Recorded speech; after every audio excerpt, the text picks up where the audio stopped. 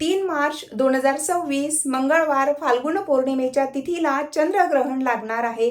तर चंद्रग्रहणाचे नियम काय असणार आहे, चंद्रग्रहणाचे वेद काय आहेत, कुठल्या गोष्टी करायला हव्यात आणि कुठल्या गोष्टी चुकूनही करायला नको, याविषयी आपण माहिती घेणार आहोत। नमस्कार, मी धनश्री, सर्वांना श्री स्वामी समर्थ। तर चंद्रग्रहण हे मंगळवारी आहे आणि चंद्रग्रहणाचे जे नियम आहेत, तर जे वेदाचे नियम आहेत, तर ते आपल्याला चंद्रग्रहण 3 मार्च रोजी मंगळवारी सूर्योदयापासून ते संध्याकाळी 6:40 पर्यंत आपल्याला नियम पाळायचे आहेत।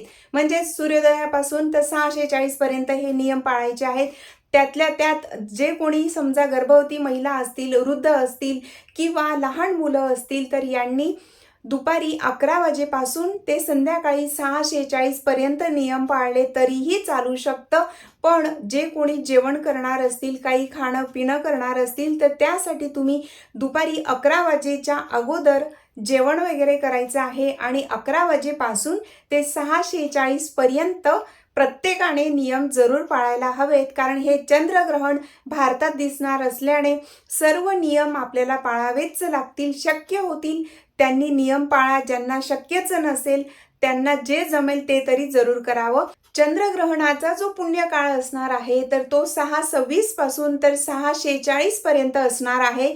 ज्यांना कोणाला इतर काहीही करणं शक्य झालं नसेल दिवसभरात, तर त्यांनी जो पुण्यकाळ आहे 6:26 ते 6:46च्या दरम्यान तरी जप अनुष्ठान जरूर करावं, जी सेवा करता येईल ती जरूर करावी आणि ह्या वेळेत तरी कमीत कमी खाणं पिणं वगैरे झोपणं हे नियम जरूर पाळावेत। चंद्रग्रहणाच्या काळात जेवण करणे, झोपणे, त्यानंतर मलमूत्र विसर्जित करणे ह्या गोष्टी वर्ज्य असतात। त्यानंतर महत्त्वाचं की ज्या काही चुकीच्या गोष्टी आहेत त्या करायला नको। चंद्रग्रहणाच्या काळात जास्तीत जास्त नामजप करायचा आहे आणि जर तुमचा गुरुमंत्र असेल तर त्या गुरुमंत्राचं जप करू शकतात, एखादं स्तोत्र तुम्ही पठण करू शकतात। कारण या काळात जे काही स्तोत्र अनुष्ठान आपण करत असतो, नामजप करत असतो, तर त्याचं अनंतपटीने आपल्याला पुण्यफळ प्राप्त होत असतं। इतर वेळेला केलेला जप त्याचंही पुण्य मिळतं, पण जेव्हा ग्रहण काळात आपण जप करत असतो तर त्याचं अनंतपटीने आपल्याला त्या पुण्याची प्राप्ती होत असते। म्हणूनच ग्रहण काळ खूप विशेष मानला जातो। जर इतर कोणतीही सेवा करणं शक्य नसेल तर जो मंत्र तुम्हाला आवडत असेल त्या मंत्राचं अनुष्ठान तुम्ही करू शकता। दिवसभर नामजप जरूर करा। त्यानंतर महत्त्वाचं की ग्रहण काळामध्ये ज्या कोणी गर्भवती महिला असतील तर त्यांनी आणि जे वृद्ध असतील तर त्यांनी 11 वाजेच्या अगोदर जेवून घ्यायचं आहे। जे काही जेवण तुम्ही अगोदर बनवलेलं असेल आणि ते शिल्लक राहिलं असेल तर त्यात तुळशीपत्र टाकायला विसरू नका। तुळशीपत्र, काळे तीळ किंवा जो कुशा घास असतो तोही तुम्ही ठेवू शकतात। कारण जर ह्या वस्तू तशाच राहिल्या तर ते अन्न दूषित मानलं जातं, खाण्यासाठी ते योग्य नसतं। म्हणून त्यात तुळशीपत्र जरूर ठेवावं। जे पाणी भरून ठेवलेलं असेल त्या पाण्यातही तुळशीपत्र टाकायला विसरू नका। त्यानंतर डाळी असतील, गहू वगैरे जे कोरडं धान्य असतं त्याच्यातही तुळशीपत्र ठेवावं। त्यानंतर महत्त्वाचं की ग्रहणाच्या दिवशी महिलांनी केस नाही धुतले तरीही चालू शकतं। त्यानंतर ज्यांचा मासिक धर्म असेल तर अशा महिलांनी फक्त नामजप करावं। त्यानंतर महत्त्वाचं की ज्यांचा मासिक धर्म असेल तर त्यांनी तीर्थक्षेत्री जे पवित्र नद्या आहेत त्यांच्यात डायरेक्ट स्नान करू नये। जर तुम्ही घरी असतील तर तुम्ही गंगाजल पाण्यात टाकून स्नान करू शकतात, पण जर तीर्थक्षेत्री असतील तर अशा वेळेला पवित्र नदीमध्ये आपण डायरेक्ट स्नान करायला नको। ते त्यातलं काही पाणी घेऊन तुम्ही वेगळ्या बाजूला तुम्ही स्नान केलं तरीही चालू शकतं। ग्रहण काळात दानधर्म करणं ही खूप जास्त महत्त्वाचं असतं। त्या दिवशी तुम्हाला दान करणं शक्य नसेल तर ग्रहणाच्या दिवशी तुम्ही जे काही दान करणार असेल, अन्नधान्य असेल किंवा गोशाळेसाठी जर धनराशी पैसे वगैरे तुम्ही देणार असतील तर ते काढून त्याच्यावर तुम्ही तुळशीपत्र ठेवायचा संकल्प करून ते तुम्ही त्या दिवशी स्पर्श करून ठेवू शकतात। ग्रहणाच्या दुसऱ्या दिवशी किंवा ग्रहण संपल्यानंतरही तुम्ही दान केलं तरीही चालू शकतं। त्यानंतर महत्त्वाचं की ग्रहणाच्या दिवशी तीर्थक्षेत्री असतील तर जरूर त्या ठिकाणी स्नान करा, पवित्र नदींमध्ये स्नान जरूर करावं। शक्य नसेल तर घरी स्नान करतील तर स्नान करण्याच्या अगोदर त्या पाण्यामध्ये गंगाजल टाकायला विसरू नका। हे केल्याने तुम्हाला तीर्थक्षेत्री स्नान केल्याचं पुण्यफळ प्राप्त होतं। त्यानंतर महत्त्वाचं की ज्या दिवशी ग्रहण आहे तर त्या दिवशी जे तीर्थक्षेत्र आहेत तर तीर्थक्षेत्रांचं स्मरण जरूर करावं. ग्रहणाच्या दिवशी जे 4 धाम आहेत किंवा जे तीर्थक्षेत्र आहेत, तीर्थक्षेत्रांचं सप्तपुरी आहेत त्यांचं स्मरण जरूर करावं. हे सुद्धा खूप जास्त पुण्यदायी आणि फलदायी मानलं जातं. त्यानंतर की ज्या दिवशी तुम्ही ग्रहण सुरू होण्यापूर्वीही स्नान करायला हवं आणि ग्रहण संपल्यानंतर सुद्धा प्रत्येकाने स्नान करणं गरजेचं असतं. जर तुम्ही ग्रहण संपल्यानंतर स्नान केलं नाही तर जोपर्यंत दुसरं ग्रहण लागत नाही किंवा दुसरं ग्रहण येत नाही तोपर्यंत तुम्हाला देवकार्य किंवा पितृकार्यासाठी ते अपवित्र किंवा अशुद्ध मानलं जातं. म्हणूनच ग्रहण संपल्यानंतर प्रत्येकाने स्नान जरूर करावं. जे कपडे तुम्ही ग्रहण काळात परिधान केलेले असतील त्या कपड्यांसहित स्नान करायला हवं. तर हे खूप महत्त्वाचं आहे. ग्रहण काळामध्ये कपडे धुणे वगैरे हे इतर कामंही करायला नको. ग्रहण संपल्यानंतर तुम्ही कपडे धुवू शकतात. ग्रहण काळामध्ये दानधर्म जरूर करावा.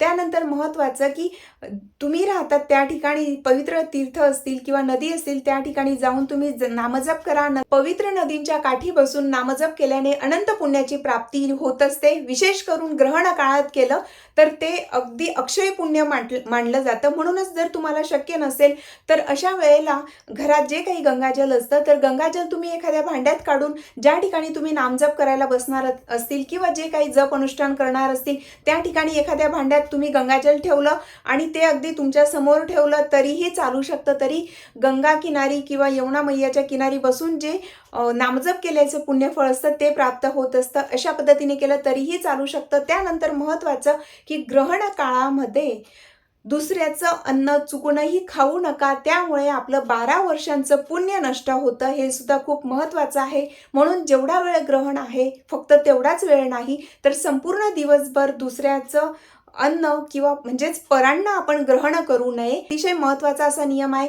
प्रत्येकाने जरूर पाळावा कारण 12 वर्षाचं पुण्य आपलं नष्ट होत असतं. त्यानंतर महत्त्वाचं की ह्या दिवशी तुम्ही जे काही गंगाजलला स्पर्श केला, गंगाजलला स्पर्श करणे, गंगाजल पिणे किंवा स्नान करण्याच्या पाण्यामध्ये गंगाजल टाकणे, गंगाजल टाकून स्नान करणे. ग्रहणाच्या दिवशी पवित्र नद्यांचे आणि पवित्र तीर्थक्षेत्रांचे दर्शन किंवा स्मरण जरूर करावे. जसं की अयोध्या, मथुरा, माया, काशी, कांची, अवंतिका, पुरी, द्वारावती, चैव सप्तैता, मोक्षदायिका. त्यानंतर जो स्नान करताना जे मंत्र आहेत तोही जरूर बोलावा.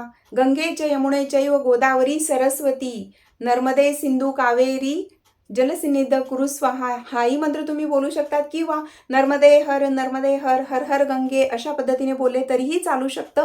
कारण हे स्मरण केल्याने प्रत्यक्ष दर्शन करणं शक्य असेल अतिउत्तम. पण जर हे शक्य नसेल तर फक्त स्मरण केल्याने सुद्धा 100 अश्वमेध यज्ञ केल्याचं पुण्यफळ प्राप्त होतं. म्हणून हे जरूर याचं स्मरण करा. म्हणजेच जसे 4 धाम सप्तपुरी आहेत हे स्मरण जरूर करा. गंगा मैयाचं स्मरण केल्यानेही किंवा जे गंगाजल आहे तर त्याला स्पर्श केल्याने जी काही आपली पापं असतात ती नष्ट होतात. तीर्थांचे दर्शन केल्याने किंवा स्मरण केल्याने अनंत जन्मातलं पाप नष्ट होत असतं. त्यानंतर की गंगाजलाला स्पर्श केल्याने सुद्धा गोमेध यज्ञाचं फळ आपल्याला प्राप्त होतं किंवा गंगाजल टाकून स्नान केल्याने अश्वमेध यज्ञ केल्याचं पुण्यफळ प्राप्त होत असतं. म्हणून जे आपल्याला शक्य आहे ते जरूर करावं. ग्रहणाच्या दिवशी ज्या गर्भवती महिला आहेत तर त्यांनी सुद्धा लोखंडाला स्पर्श करू नये. धारदार वस्तू असतील, टोकदार वस्तू असतील त्यांना स्पर्श करू नये. त्यानंतर दरवाजा लावणे म्हणजे दरवाजाची कडी लावणे, कडी उघडणे किंवा जे काही टोकदार वस्तू असतात त्यांना सुद्धा स्पर्श करायला नको. त्यानंतर महत्त्वाचं की ज्या गर्भवती महिला आहेत तर त्यांना जास्त वेळ बसून नामजप करणं शक्य नसेल तर त्यांनी अगदी जमेल तेवढं जसं शक्य आहे तसं नामस्मरण करा. पण फक्त ह्या ज्या टोकदार वस्तू असतात, लोखंडाला स्पर्श करणे वगैरे ह्या गोष्टी टाळायलाच हव्यात. हे खूप महत्त्वाचा नियम आहे आणि गर्भवती महिलांनी सुद्धा 11 वाजेपूर्वीच आपण जेवण करायचं आहे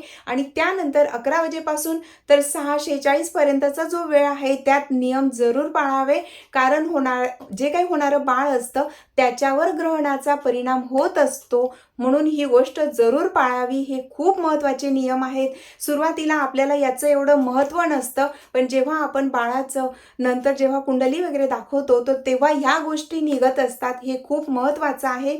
म्हणूनच गर्भवती महिलांनी ही गोष्ट आवर्जून पाळावी. त्यानंतर सुई असेल किंवा जी सेफ्टी पिन असते, जी धारदार टोकदार असते, लोखंडाची वस्तू असेल, यांना स्पर्श करू नका, ग्रहण बघू नका. त्यानंतर महत्त्वाचं की जास्तीत जास्त नामजप करा. गर्भवती महिलांनी जे कुलूप लावणं किंवा कुलूप उघडणं हे सुद्धा करायला नको. त्यानंतर की जे ग्रहणाच्या दिवशी शुभ किंवा जे मंगल कार्य असतात ते सुद्धा केली जात नाही. ग्रहणाच्या दिवशी तुळशीपत्र तोडू नये किंवा कोणत्याही झाडाची पानं, फुलं तोडू नये.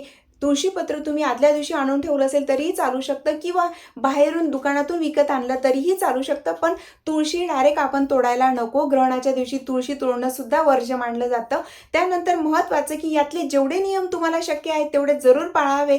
स्नान करताना गंगाजलने स्नान जरूर करावं. त्यानंतर महत्त्वाचं की ह्या दिवशी दानधर्म करायला विसरू नका आणि ग्रहणाच्या दिवशी कोणाच्या घरचं काहीही खाऊ नका किंवा अगोदर दिलेलं असेल आणि ते ग्रहण काळामध्ये किंवा ग्रहणाच्या दिवशी सुद्धा तुम्ही चुकूनही खाऊ नका. त्यामुळे आपलं 12 वर्षांचं पुण्य नष्ट होत असतं. तर अशी ग्रहणाविषयीची माहिती आहे. जे शक्य आहे ते जरूर करा. माहिती आवडल्यास शेअर जरूर करा. श्री स्वामी समर्थ.